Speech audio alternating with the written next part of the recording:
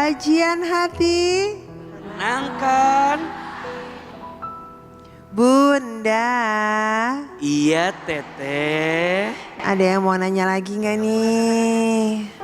Boleh ya? Ya boleh, silakan Mbak. Assalamualaikum warahmatullahi wabarakatuh. Waalaikumsalam warahmatullahi wabarakatuh. Nama saya Loli, asal dari Makassar. Ustaz, di awal sebelum saya menikah, saya melakukan kesalahan dan itu terjadi di tahun 2021. Di awal itu mantan suami saya tidak ingin bertanggung jawab atas yang terjadi. Bahkan dari pihak kedua orang tua kami sudah ketemu dan tidak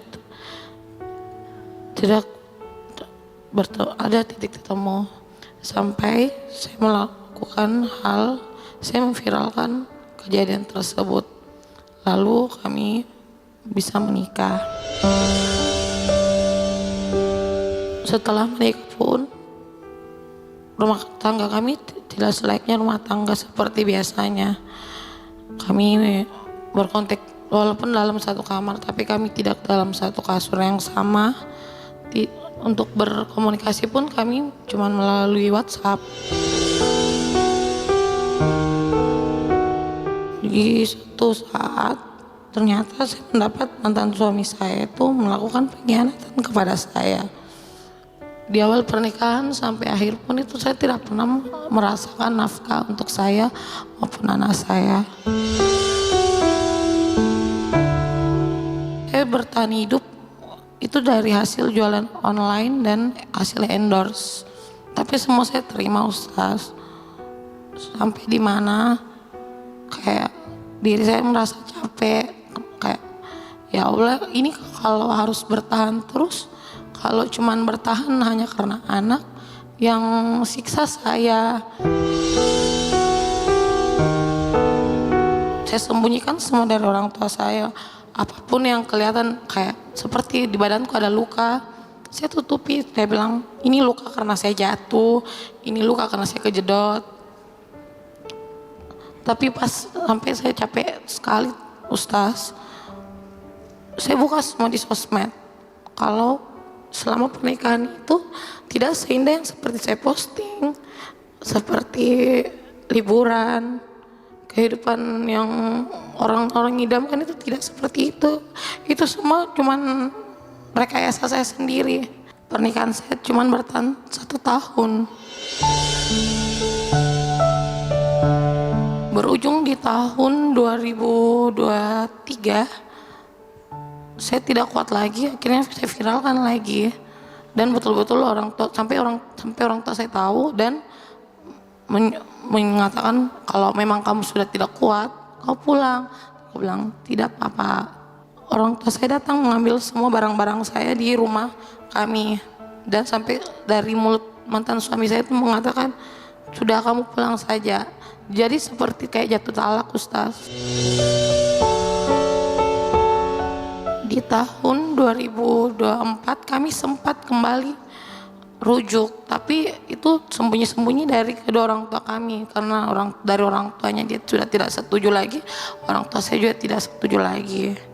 Di situ kayak tidak ada yang saya posting, kami sama-sama menjalani kehidupan, tapi cuma 1 bulan.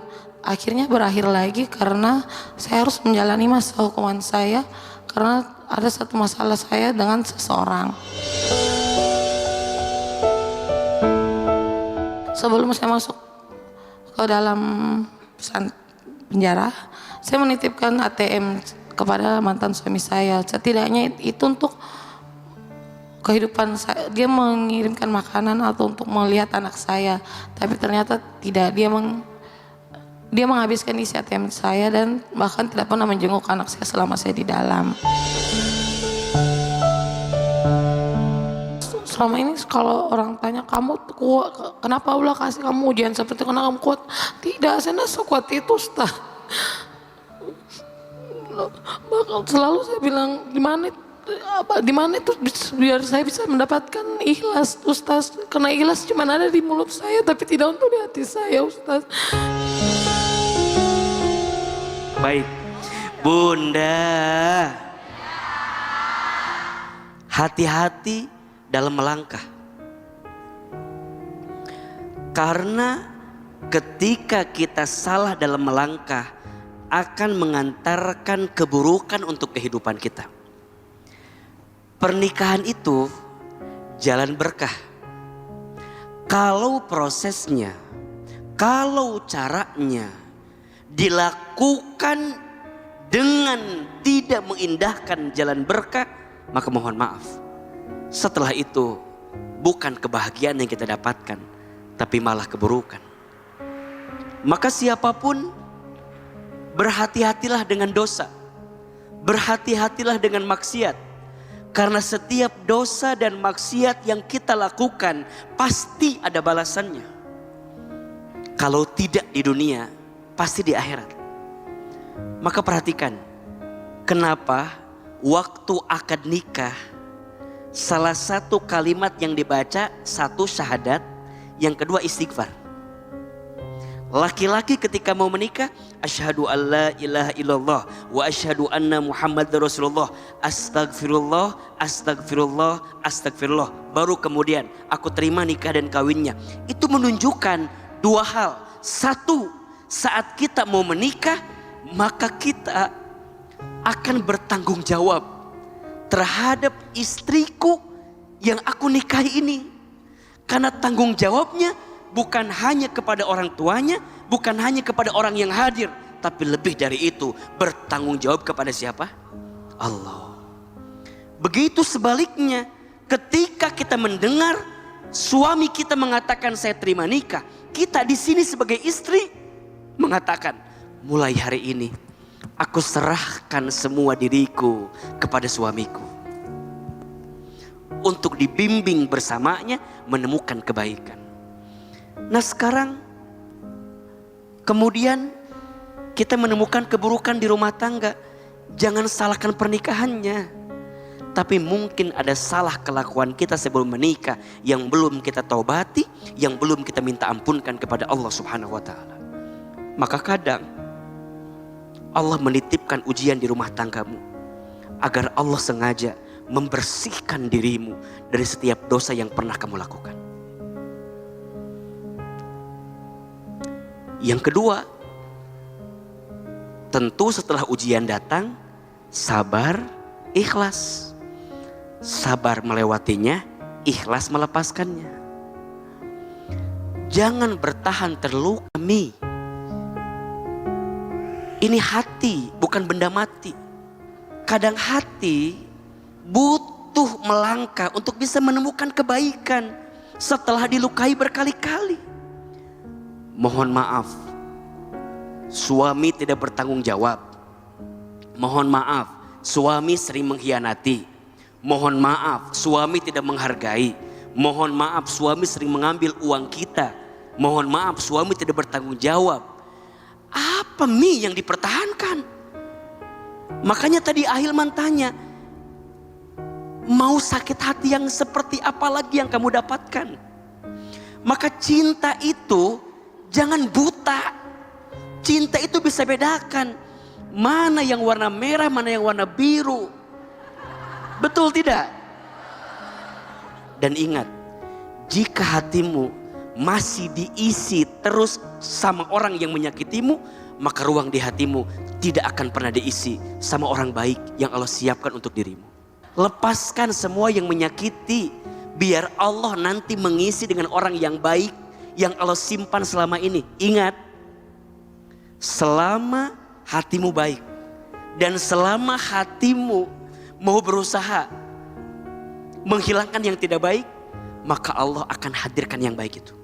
Kita bisa menemukan apa makna di balik semua kejadian, dan hikmah itu hanya Allah titipkan kepada orang yang mendekat kepada Allah setelah ujian datang berkali-kali. Jangan sibuk dengan manusia setelah kita disakiti oleh manusia, tapi sibuklah dengan Allah setelah kita disakiti oleh manusia. Jangan mencari manusia lagi setelah kita diuji oleh manusia, tapi sudah saatnya kembali sama Allah. Kalau tinggalkan yang tidak baik, terus juga tinggalkan lingkungan yang tidak baik, Kalau mau blok kontaknya, blok semua urusan yang menyakitimu, dan melangkahlah ke depan untuk kebaikanmu. Satu doa yang harus dibaca agar kita mendapatkan pengganti yang lebih baik. Angkat kedua telapak tangan, baca doa ini, semoga Allah berikan pengganti yang lebih baik untuk semua yang pernah merasakan kehilangan. Bismillahirrahmanirrahim. Allahumma ajirni fi musibati wakhlufli khairan minha. Ya Allah, berikanlah pahala kepadaku dari musibah yang menimpaku, dan gantikanlah semua yang hilang dengan pengganti yang lebih baik. Amin. Mudah-mudahan Allah lapangkan hatimu Kaloli. Salam buat anak, salam buat keluarga besar. Insya Allah ada hikmahnya. Amin. Ya Rabbal Alamin.